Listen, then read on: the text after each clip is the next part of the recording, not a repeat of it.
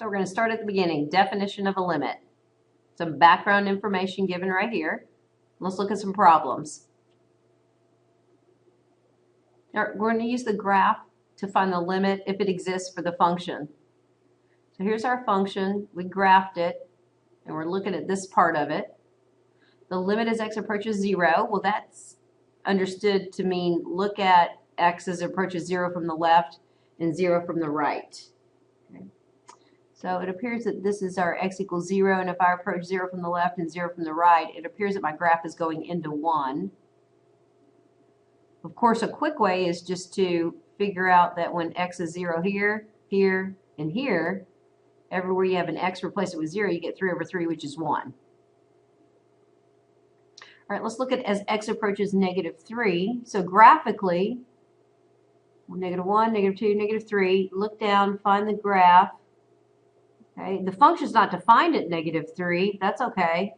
I could still see that the y values from the right and the y values from the left are still going into this intended y value right here, which appears to be -5.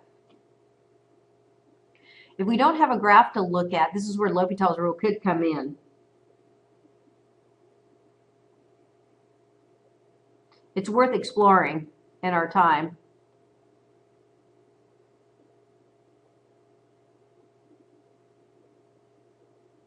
If you were to try a direct sub in with -3, you can quickly see you're going to divide by 0. But what's important is when you replace x with -3 is the numerator also 0. And it is. Okay, now instead of factoring, it's kind of tedious. Let's apply L'Hopital's rule. Find the derivative of both the numerator and the denominator. Retry the -3. So 4 times -3 plus 7. -12 plus 7 was -5. So without a graph to look at and analyze, that's a way that you can get the same answer. Let's revisit 2. It's been a long time. All right, notice that if you plugged in -2, you're going to get the absolute value of 0 over 0, which is still indeterminate. Okay, well, how do you find the derivative of an absolute value? Well, you'd have to rewrite it without the absolute value, which is kind of tedious.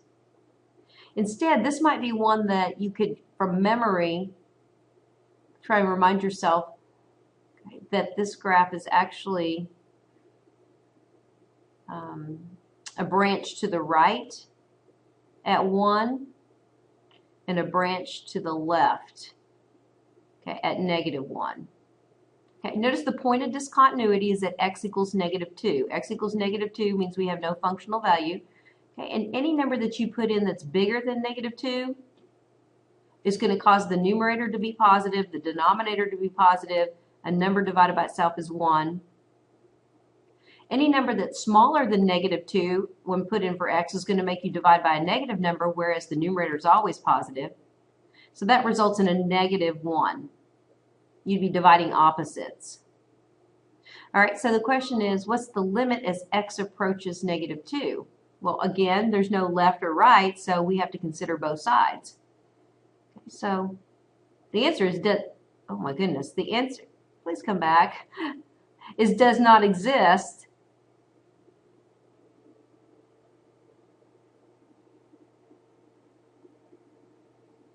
Because the left limit, as you approach -2 from the left, here's -2, you're on the -1 branch.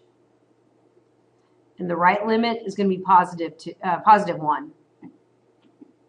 It's kind of a little bit shaken up by where everything went. And this is a right limit. As I approach -2 from the right side, there was a branch here, and it was 1. So the answer to this question right here, since we've considered both directions, and these y values are different, we have a jump discontinuity, we say the limit does not exist.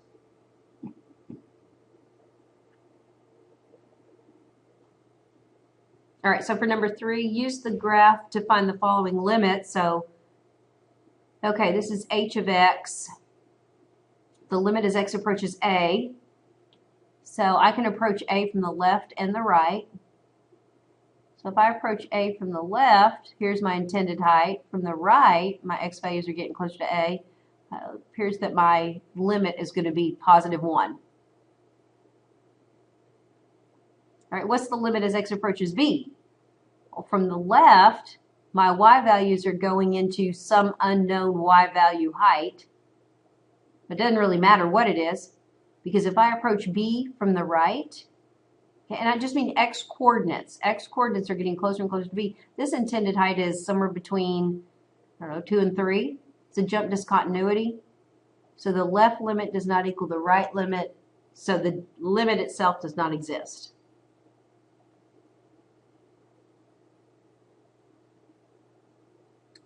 Okay, we'll turn and look at note card number 2. All right, we're looking at one-sided limits.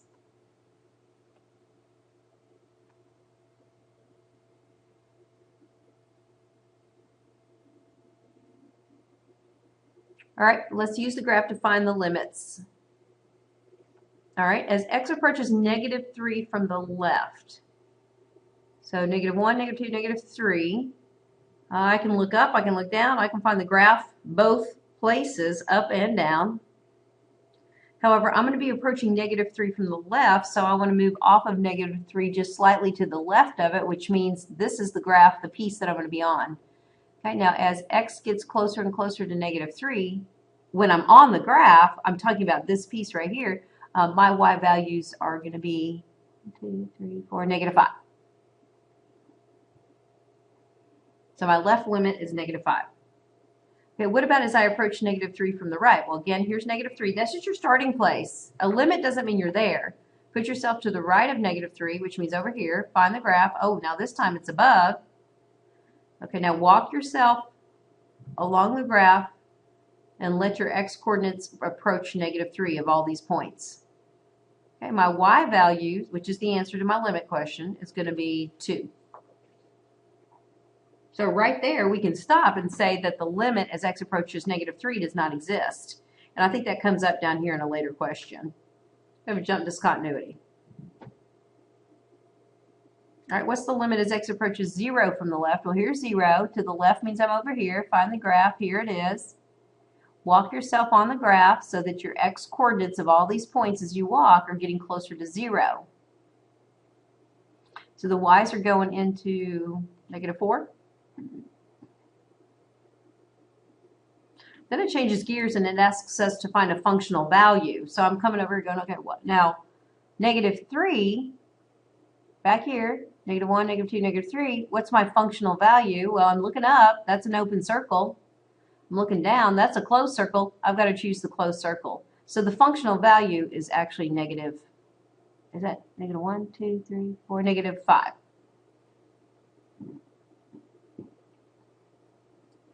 All right, what's the limit as x approaches -6 from the right? All right, I got to find -6.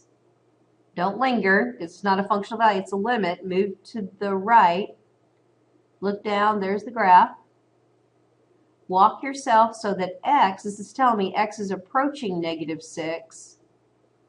So my y values are going to be -5, even though the point's not there. Okay, this question is, what's the limit as x approaches -6? Well, I know the right-hand limit is -5. The problem is there's no there's no graph that's to the left of x equals -6. So there's really no conflict here with the right-hand limit. So in that case, what we said was the right-hand limit is the limit, and it's the same. It's just a right-hand limit of -5. There's no graph to conflict with it. All right, what's the limit as x approaches 0 from the right? Okay, back to 0. Got it. Here's 0. Don't linger. It's a limit question. Okay, just move to the right of 0. Find the graph. There it is. Start walking along the graph, okay, until you get to close to 0. X coordinates is 0. So it appears that your y values are going into -4.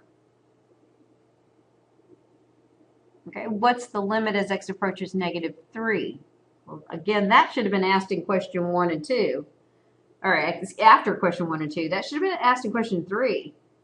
Well, the left limit doesn't equal the right limit. I mean, look back at number 1 and 2. They're different y values. So we just say the limit does not exist.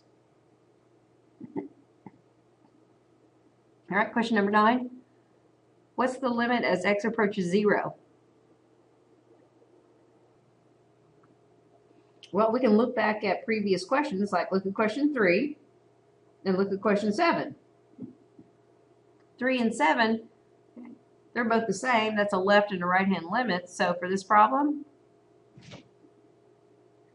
the limit's -4. Okay, last question. Is the curve continuous on the interval from -3 to 6? Well, be real careful. Notice the symbols.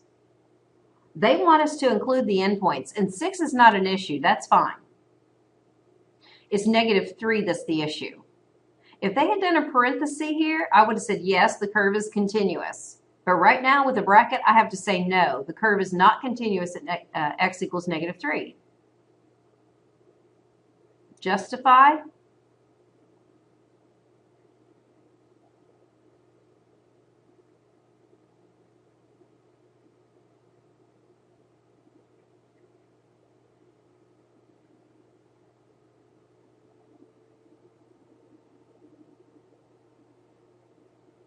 And I would point out where it's not continuous. So let's think about revisit the 3-part continuity test. Okay, the first part of the 3-part continuity test says, is the function defined? Is there at least a y value at -3? Well, look back at question number 4 over here. Yes, the point is at -3, -5.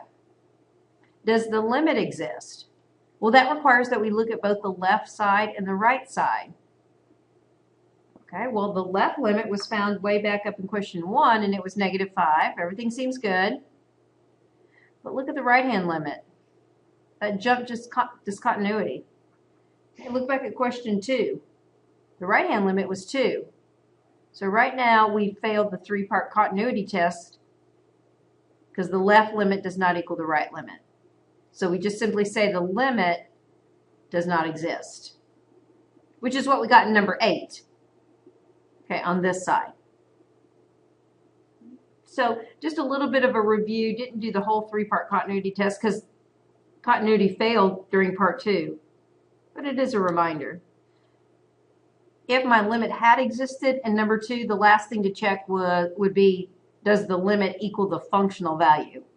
Does that value that we got for the limit equal this value right here? All right, so we reviewed limits with L'Hopital's rule, and then also just in the context of looking at graphs as well.